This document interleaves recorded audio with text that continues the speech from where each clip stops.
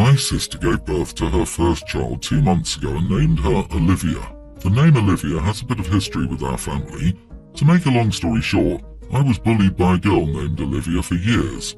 My parents had to move me out of our local small school into a bigger one, and it didn't stop there. What started as an 8-year-old being mean and cruel at times turned into a teenager being arrested for harassing and making my life an absolute nightmare, and going so far that she was considered a stalker. It was so bad that from the ages of 12 to 16, I didn't leave home without one of my parents or older brothers, who were several years older than me. It was also so bad that my parents had to call the police on a few occasions when Olivia followed me home and was outside our house trying to get to me.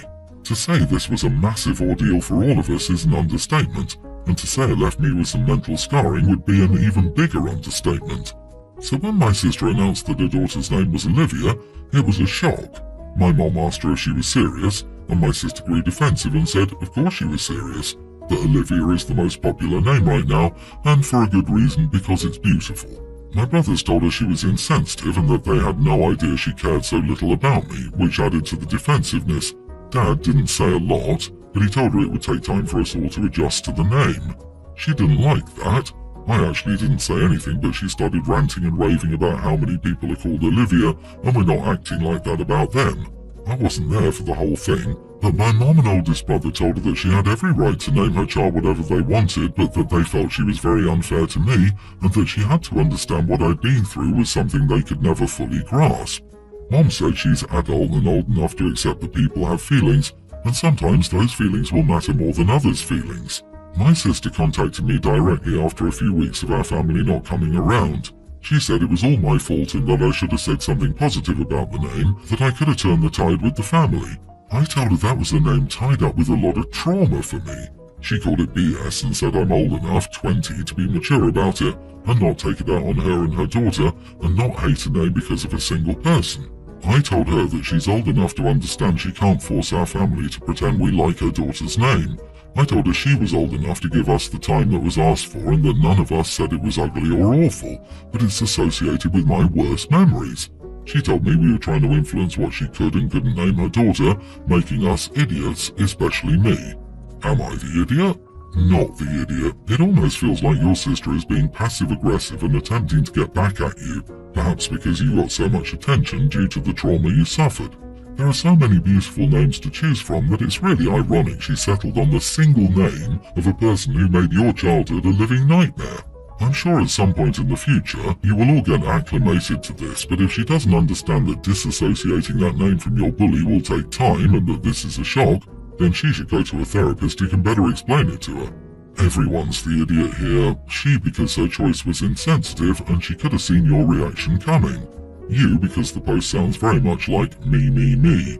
For years the family dynamic was considerably influenced by your problem. Seemingly everything revolved around you, making you feel safe and better. The lack of attention must have been hard on your siblings. And now it's long over, but your personal childhood experiences still get prioritized over everything else by your family members. Your sister knew exactly what she was doing when she chose that name. She did it on purpose. She should have just said it openly. I picked this name because I wanted to cause problems and for me to get some attention. It's not your fault that your family members feel empathy about the situation with your childhood. Your sister has no right to call BS or to tell you how you should be feeling. She chose the name she so badly wanted. It's up to her to persuade people it was a good choice in this set of circumstances. I, male 38, my wife 39, and my 3 kids are currently on vacation. Basically, I'm part of the loyalty club with the airline we were traveling with, and that means that there are lots of cool perks like a lounge, points, food, etc. I also rack up a lot of points, which is always a nice side. Given I don't want to dish out 10 grand on a flight ticket, we're all traveling economy. However, about 20 or 25 minutes before boarding began, they called my tier of the loyalty club. Turns out they have a couple of vacant first-class seats that they can upgrade loyalty to. It would cost $500.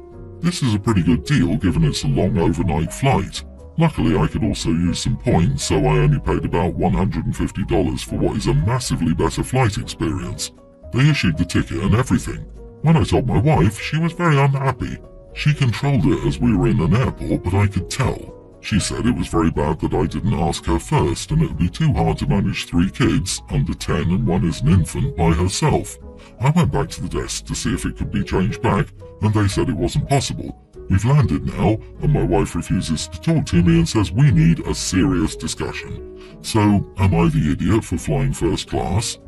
Dude, you are the idiot. You abandoned your wife with 3 kids, one just a baby, all so you could be more comfortable. You owe her at the very least an upgraded seat by herself on the trip home while you deal with the 3 kids in coach. What a selfish jerk. Mommy, I need to go pee. Okay, honey, you'll need to wait because I'm feeding the baby and Dad's not here like he was supposed to be. Poor kids. Poor wife. OP paid money to contribute to their misery. I can't believe OP proceeded to sit in first class the entire overnight flight. If you can't afford to put your whole family in first class, you can't afford to fly first class. I would seriously consider divorce over this. Peak selfish, inconsiderate behaviour. It wasn't even a free upgrade. He actually paid money above and beyond their original flight cost to abandon his family. Given that it sounds like you fly and enjoy perks often, why don't you get the first class ticket for your wife rather than yourself? You had the opportunity to give her an amazing gift for a very good price, and obviously it would have been no problem for you to handle the kids by yourself back in the economy. My family, toddler twins and my wife Susan, 23, and I, 24 male, were invited to my parents' house for a family dinner along with my other siblings and their families. That includes my older brother Max, 26, his wife Megan, 24, and my sister Chloe, 30, her wife Bella, 28, and their daughter Ava, kindergartner. Chloe has always been my parents' favourite.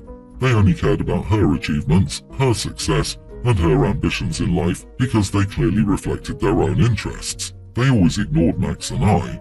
Now they're doing the same with Chloe's daughter Ava. Chloe did everything and was good at everything she did.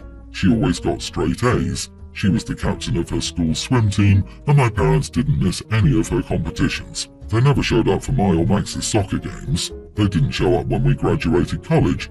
They threw an entire party for Chloe when she started and finished law school. They didn't care when I started my own business, but they threw another huge dinner party for when Chloe began to work. They didn't care about or necessarily treat my wife or Max's wife like family when we first brought them home. There was no huge wedding for us, but they really went into Bella from day one because, I quote, she made their daughter so happy, and they threw a huge wedding party for them. They still treat Bella differently. I tried to visit my parents or help them out with errands. I tried to get my kids and parents together on multiple occasions. However, somehow, it all stays under Chloe's shadow. The same thing goes for our kids. Ava has a room in my parents' home. They got her a horse to ride when she's a bit older and they adore her to the moon and back. The same can't be said about any of us. So while we were having dinner, Dad asked about Chloe's job. She's a lawyer like him, so they had this lengthy conversation about how amazing Chloe was at work and how Dad hoped Chloe would take over his role at the firm one day. After the conversation, I asked Dad if he would like to know about Max's and my career too. He said sure. The conversation lasted 10 seconds for each of us. So I told Chloe, as she could see by the conversation, she was always the favourite child. She denied it, of course, but I said it's always been this way. Chloe asked me to elaborate. I told her all the things I said here. The part where I may be the idiot is that our traditional parents even came to terms with her being gay, while if Max or I were gay, it would never be accepted this way. This escalated to an argument, ending with Chloe and Bella leaving, with Ava and our parents angry at Max and me. My parents think I'm a monster. I, however, think it needed to be said. Am I the idiot? You are the idiot because of time, place and context. You came across as someone who wasn't getting the attention they wanted and decided to drag your sister to prove a point. I feel for you, I actually do, but there was no argument to warrant this. No one was up in arms. This could have been a private conversation between siblings or in therapy to address this issue, but you wanted a public soapbox. Using her orientation as a talking point was a low blow, especially in this setting. Please invite your sister to lunch, apologise and explain yourself. Why not call out his parents for their behaviour instead and leave her orientation out of it? In front of their child no less, like OP didn't navigate this well. You are the idiot, you sound insecure and jealous. Nobody wanted to talk about your jobs, so you forced them into the conversation to prove a point. Well, OP tried to bring the conversation around to be more inclusive. Good lord, to have to all but insist your folks ask you about your career, and it fell flat. He brought up the issue of being a golden child, everyone got defensive, and there it went. Also, I don't understand how grandparents can have one bedroom for a specific grandchild, and not all. That seems really cruel of them. Also, your sister should be helping in calling out the parents for favouring only their kid. You are not the idiot. Stop doing errands for them, stop trying to get your kids around them because they will feel ignored, and watch the other grandchild adored.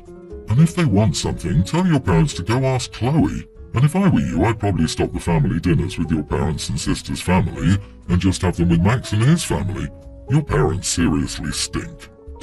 My sister Alicia, 40, married her husband John, 48 male, 11 years ago now. John was a widower with a son, now 21, and a daughter, now 19. John's late wife's family was still a strong presence in the lives of their grandchildren when Alicia met John, and it was discussed and made clear that John's son and daughter with his wife were their grandchildren, and any future children from John and Alicia would not be regarded as such and would not be entitled to anything from them, the former in-laws.